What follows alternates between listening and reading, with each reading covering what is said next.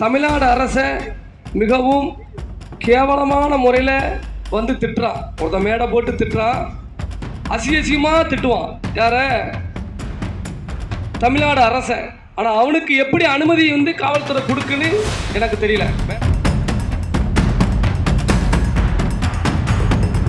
நம்ம பெரும்பான்மை இருக்க பகுதியில் நம்ம தேவர் பாட்டு போடக்கூடாது அப்படின்னு சொல்லி சொன்னாங்க. தேவர் படம் பயன்படுத்த முடியல, கொடிகள் பயன்படுத்த முடியல, நம்மளோட அடையாளத்தை வந்து பயன்படுத்த முடியல அப்படின்லாம் பொதுமக்கள் நிறைய பேர் புகார் பண்ணாங்க. அந்த முக்குளத்தூரை தேவமாற நான் ஒருங்கிணைச்சிருவேன், அதில் மாட்டு கருத்தை கிடையாது. எல்லாத்தையும் ஒற்றுமைப்படுத்திடுவேன். நான் ஒவ்வொரு பகுதிக்கு அதுதான் நான் போய்கிட்டு இருக்கேன். ஒவ்வொரு பகுதிக்கும் இந்த சாதியை ஒன்று சேர்க்கணும் அப்படிங்கிற ஒரு நோக்கத்தில் தான் நான் போய்கிட்டு இருக்கிறேன். வர்ற எலெக்ஷன்ல தமிழ்நாடு அரசுக்கு, திமுக அரசுக்கு வந்து வாக்கு வங்கி விழாம போகும்போது எதுக்கு தெரியுமா? இந்த அறநிலையத்துறையால சேகர் பாபு என்ற ஒரு நபர், அவருக்கு தமிழனை பத்தியோ எந்த அக்கறையும் கிடையாது, அதை பத்தி எதுவுமே தெரியாது. அந்த நபர் வந்து அறநிலையத்துறையில் அமைச்சராக இருந்துகிட்டு தமிழ்நாடு முழுவதும் எங்களது முக்குளத்தோர வரலாறுகளை அனைத்து கோயில்களிலும் அழிக்கணும், முக்குளத்தோர எந்த கோயிலையும் வந்து வச்சிருக்க கூடாது, அறங்காவலர் குழுல தேவமாறு இல்ல, தேவமாறு கட்டிய கோயில்ல அறங்காவலர் குழுல தேவமாறு இல்ல. அப்ப யாரு தட்டி கேப்பா?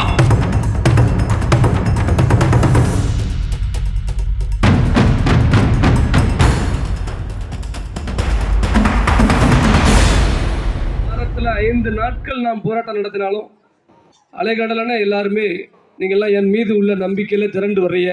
உங்கள் எல்லாத்துக்கும் எனது மனமார்ந்த நன்றியை நான் இந்த நேரத்தில் பதிவு செய்கிறேன்.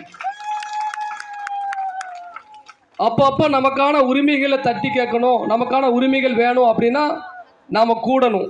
நம்ம கூடலை அப்படின்னா, நம்ம கூட்டம் போடலை அப்படின்னா நாமெல்லாம் தமிழ்நாட்டிலே இல்லை அப்படிங்கிற ஒரு கட்டத்துக்கு நாம் போயிடுவோம். பெரும்பான்மை மிக்க ஒரு சமூகம் இன்றைக்கி நம்ம ஒன்று கூட இருக்கோம். நம்ம ஒன்று கூடாத ஒரு காரணத்தை வச்சு தான் பல்வேறு உரிமைகளை நம்மகிட்ட இருந்து இன்னைக்கு பறிச்சுக்கிட்டு இருக்காங்க. அரசாங்கமே என்ன நினைக்கும் நீங்கள் எல்லாரும் யோசிச்சு பாருங்க. அரசு வந்து ஒரு சமூகம் வந்து எப்படி கூட்டம் கூடுதாங்களா, அந்த சமூகத்துக்கு ஒரு பிரச்சனை என்ன உடனே ரோட்டுக்கு வராங்களா இல்லையா, அதை பார்த்து தான் உதவியே பண்ணுவாங்க. அதை பார்த்து தான் கவர்மெண்ட் வந்து பயப்படும் அந்த சமூகத்துக்கு. அப்போ அந்த சமூகத்தோட பிரச்சனை நம்ம தீர்க்கணுமே. அவர்கள் மீது மனித உரிமையில் தாக்குதல் நடத்தினாங்கன்னா அந்த சமுதாயம் விடாத அப்படிங்கிற ஒரு எண்ணம் அரசாங்கத்துக்கு வரும். பல்வேறு நெருக்கடி காலகட்டத்தில் தான் இந்த அனுமதியை நம்ம வாங்கியிருக்கோம். இன்னைக்கு தமிழ்நாடு அரசை மிகவும் கேவலமான முறையில் வந்து திட்டுறான். ஒருத்த மேடை போட்டு திட்டுறான், அசியசியமாக திட்டுவான். யார? தமிழ்நாடு அரசை. ஆனால் அவனுக்கு எப்படி அனுமதி வந்து காவல்துறை கொடுக்குன்னு எனக்கு தெரியல. மேடைக்கு வந்து தமிழ்நாடு அரசை திட்டுறது தான் அவனுடைய பொழப்பு. நான் யாரை சொல்கிறேன்னு உங்களுக்கு தெரியும். நம்ம சமுதாயத்தின் அடையாளத்தையும் நம்ம சமுதாயத்துடைய உரிமைகளையும் அழிக்க நினைக்கும் சீமானை தான் சொல்கிறேன். சீமான் எங்கே மீட்டிங் போட்டாலும் அவனுக்கு அனுமதியை உடனே இந்த காவல்துறை கொடுத்துரும், தமிழ்நாடு அரசையை கொடுக்கு. ஆனால் நான் என்னுடைய மக்களுக்காண்டி நம்மளுடைய உரிமைகளை வந்து பாதுகாக்கிறதுக்கு, நம்ம பிள்ளைகளை பாதுகாக்கிறதுக்கு நாங்கள் ஒரு அனுமதி கேட்டோம்னா காவல்துறை வந்து தருவதற்கு வந்து யோசிக்காங்க. இந்த பகுதிகளில் உள்ள இந்த மக்கள் இன்னைக்கு லட்சக்கணக்கான மக்கள் நம்ம இருக்கிறோம். இந்த சாத்தூர் தொகுதியில் நடந்து முடிந்த பொங்கல் பண்டிகையை பற்றி நிறைய இளைஞர்களும் பெரியவர்களும் எனக்கு ஃபோன் பண்ணியிருந்தாங்க. நம்ம பெரும்பான்மை இருக்க பகுதியில் நம்ம தேவர் பாட்டு போடக்கூடாது அப்படின்னு சொல்லி சொன்னாங்க.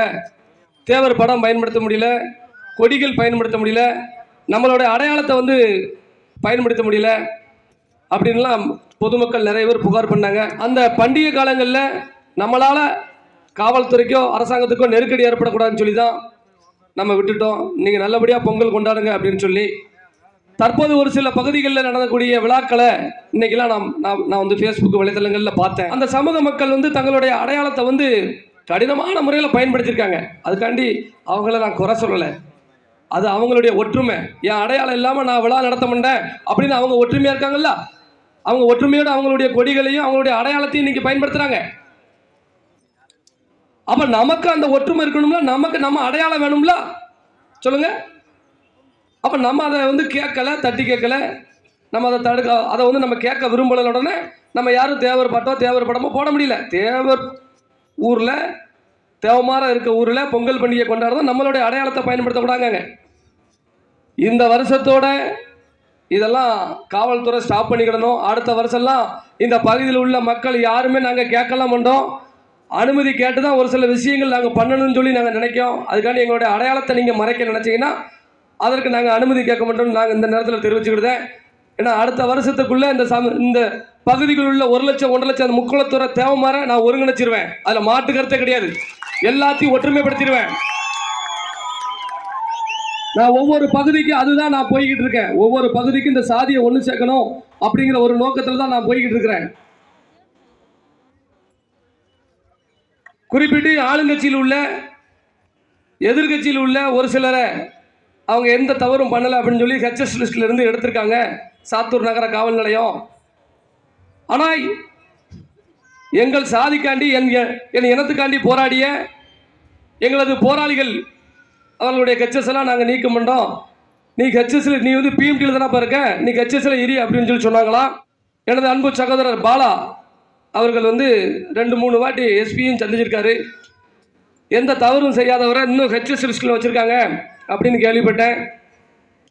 வால் போஸ்டர்கள் ஒட்ட முடியல, சாத்தூரில் உள்ள சாத்தூர் சிட்டிக்குள்ளே வால் போஸ்டர் தேவர் படம் ஒட்ட முடியல அப்படின்னு சொல்லி சொன்னாங்க. இதெல்லாம் நான் வன்மையாக கண்டிக்கிறேன். காவல்துறை வந்து நீங்கள் உங்கள் எல்லாத்துக்கும் நம்ம சொல்லக்கூடியதெல்லாம் நல்ல மாதிரி சொல்லிக்கிட்டுதேன்.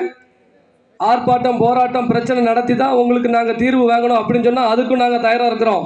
அதில் எந்த மாட்டு கருத்தும் இல்லை. இந்த மாதிரி வால் போஸ்டர் ஒட்டக்கூடாது, தேவர் படம் தேவர் பகுதியில் தேவர் போட்டால் ஒட்டக்கூடாதுங்கிற சூழ்நிலையை இனி மாறணும். இதெல்லாம் நான் பதிவு பண்ணணும்னு நான் இன்னைக்கு நினச்சிருந்தேன். பெரிய லெவலில் ஒரு புரட்சி வெடிக்கக்கூடிய சூழ்நிலை உண்டாகும். அந்த நிலைமைக்கு நீங்கள் கொண்டு போய் விட்டுறாங்க. நான் பல இடங்களில் போய் ஆர்ப்பாட்டம் போராட்டம் நடத்தியிருக்கோம்னா நான் எதுலேயுமே நான் போய் பின்வாங்கலை. நான் பின்வாங்கினது கிடையாது அப்படின்னு சொல்லி எல்லாத்துக்கும் தெரியும். என்னை பிடிச்சி ஜெயிலில் தான் அடைக்கணுமே தவிர நான் பின்வாங்கி போக மாட்டேன். அதுதான் வரலாறு. அதை மட்டும் நீங்கள் மனசில் வச்சுக்கோங்க. நீங்கள் பேசினோன்னு நான் வந்து பயந்து போயிடுவேன், என்னை மிரட்டுனா பயந்துருவேன் அப்படி இப்படிலாம் நினைக்காங்க. நான் உருவாக்கியிருக்க பொறுப்பாளர்களும் போராளிகளும் எதையும் கண்டு பின்வாங்காதவர்கள். அதை மனசில் வச்சுக்கோங்க. இந்த நல்லதங்கால் கோவில் விவகாரத்தில் நான் எத்தனையோ மட்டும் நாங்கள் வந்து பல்வேறு மனுக்கள் அனுப்பிட்டோம். இந்த குற்றவாளிகளை வந்து கைது செய்யலை. 2 மாதங்கள் ஆகியும் நல்லதங்கால் சிலையை உடைச்சவங்களை இன்னும் கைது செய்யலை. எங்கள் குலதெய்வம் எங்கள் சாமி, அதாவது எப்படின்னா நீங்கள் நல்லா பார்த்துக்கணும் மக்களே, நமது முன்னோர் அந்த அம்மா நல்லதாமாங்க நம்ம தாய், நம்ம வீட்டில் பிறந்தவா, அவளை சாமி வச்சு நாம கும்பிடுதான். அதான் அறநிலைத்துறையை கைப்பற்றி வச்சுக்கிட்டு நாங்கள் தான் கைப்பற்றி வச்சிருப்போம், எங்களை மீறி நீங்கள் எதுவும் செய்ய முடியாது அப்படின்னு சொல்லியிருக்காங்க. இது வன்மையா, இது கண்டிக்கத்தக்கது. தமிழ்நாடு அரசு அறநிலைத்துறை என்கிற ஒரு பெயரில் தமிழ்நாட்டு அரசுக்கு கெட்ட பேர் வரப்போது எதுக்கு தெரியுமா? வர்ற எலெக்ஷன்ல தமிழ்நாடு அரசுக்கு திமுக அரசுக்கு வந்து வாக்கு வங்கி விழாம போகும்போது எதுக்கு தெரியுமா? இந்த அறநிலைத்துறையால சேகர் பாபு என்ற ஒரு நபர், அவருக்கு தமிழனை பத்தியோ எந்த அக்கறையும் கிடையாது, அதை பத்தி எதுவுமே தெரியாது. அந்த நபர் வந்து அறநிலைத்துறையில் அமைச்சராக இருந்துகிட்டு தமிழ்நாடு முழுவதும் எங்களது முக்குளத்தோர் வரலாறுகளை அனைத்து கோயில்களிலும் அழிக்கணும், முக்குளத்தோரை எந்த கோயிலையும் வந்து வச்சிருக்க கூடாது, அறங்காவலர் குழுல தேவமாறு இல்ல, தேவமாறு கட்டிய கோயில்ல அறங்காவலர் குழுல தேவமாறு இல்ல. அப்ப யாரு தட்டி கேப்பா? அப்ப என்ன நினைப்புல நீங்க செய்யறாங்க? நல்லதங்கால் கோயில் வந்து எங்க முக்கிய அர்ச்சனாபுரம் எங்க மக்களுடைய கோயில், எங்க கோயில். அப்ப நான் என்ன பெத்த தாயை நான் கும்பிடுதுன்னு வைக்கல, அதுக்கு கூட்டம் வந்தா நீ உடனே உண்டியல் பிச்சை எடுக்கிறதுக்கு நீ அந்த கோயில் எடுப்பியா? இன்னொன்னு பாருங்க, அந்த கோவில்ல வருமானமே இல்லைன்னு சொல்லி கணக்கு கொடுத்துருக்காங்க. மாறி உனக்கு எதுக்கு கோயில்? நீ வந்து காசு பிச்சை எடுக்க தான் அங்க வர, என் கோயிலை வச்சு என்னுடைய முன்னோர்களை வச்சு பிச்சை எடுக்கணும், அதை வச்சு நீ பொழப்பு நடத்தணும்னு சொல்லி தான் நீ வர. அங்க வருமானம் இல்லைன்னு வருதுல, அப்ப நீ விட்டுற வேண்டியதானே? அதனால தமிழ்நாடு முதலமைச்சர் திரு மு.க. ஸ்டாலின் அவர்களுக்கு சொல்றேன், தயவு செய்து நல்லதங்கால் கோவிலை விட்டு அறநிலைத்துறையை வெளியேற்றிடுங்க. இது உங்களுக்கு நல்லது இல்லை. இதை தமிழ்நாடு முழுவதும் நான் எடுத்து கொண்டு போய்கிட்டு தான் இருக்கேன். பல்வேறு மேடைகளில் எல்லா கிராமங்கள்லையும் என் மக்கள்கிட்ட நான் பேசிக்கிட்டு தான் இருக்கிறேன். அதனால நல்லதங்கால் கோவிலை விட்டு அறநிலைத்துறை வெளியேற வேண்டும். அடுத்த கட்ட போராட்டமே சென்னையில் தான் வச்சிருக்கேன். அடுத்த போராட்டம் நல்லதங்களுக்காண்டி சென்னையில் வள்ளூர் கூடத்தில் நடத்தலாம் அப்படின்னு சொல்லி முடிவு பண்ணி வச்சிருக்கேன். அந்த நிலைமைக்கு கொண்டு நீங்க விட வேண்டாம். அந்த நல்லதங்க அர்ச்சனாபுரத்தில் பிறந்தவங்கிறது உலகத்துக்கே தெரியும். அதனால எங்க ஊர் மக்கள்கிட்ட நீங்க அதை விட்டுறணும். மீண்டும் நாங்கள் இப்படி தான் பண்ணுவோம், அதை தான் செய்வோம் அப்படின்னு சொன்னீங்கன்னா இந்த போராட்டம் டிஸ்ட்ரிக்ட் ஃபுல்லாக மாறும்.